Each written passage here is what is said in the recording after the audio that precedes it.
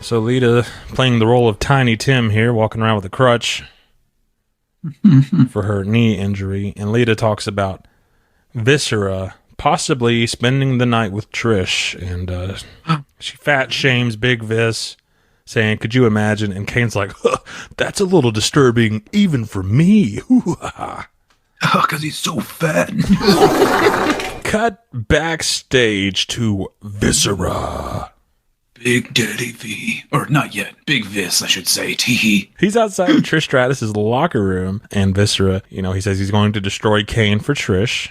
And when he does, it's going to be on like a steaming pot of neck bones. I really loved the dynamic between Viscera and Trish Stratus. It's so strange, oblong, like it's just wonderful. And Trish enlists Viscera to destroy Kane and Lita.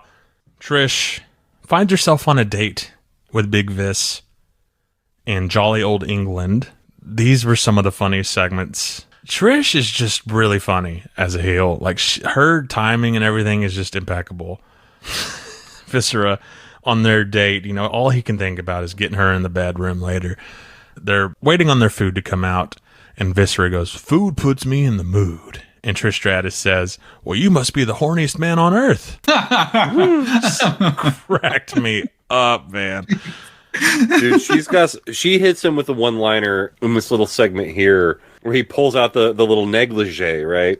And he's like, oh, I got this. And she's like, I don't think it's going to fit you.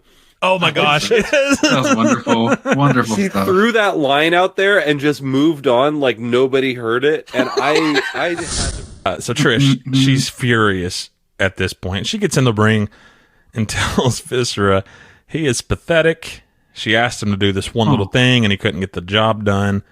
And that even if he had won, she would never lower herself to be with a, quote, big, fat, greasy chicken eating loser like him. The racism doesn't stop here in New England. I was like, geez, like everything was like, fine what up the until hell? chicken eating.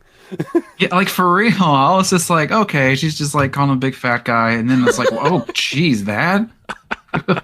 Viscera takes obvious exception to this, and Trish continues on as Viscera is, emerging off the ground. And this leads to Viscera picking up Trish and giving her a big old bear hug that shakes her around, much like that lady in the Master Lock Challenge. Just squeezing life out of her. Viscera plays to the crowd, and oh my gosh, they are on fire for it. Like, he's going to leave, and they're like, no, don't leave. And so he gets back in, he slaps his hand around as if to motion for the splash, and everyone's like, yeah, do it.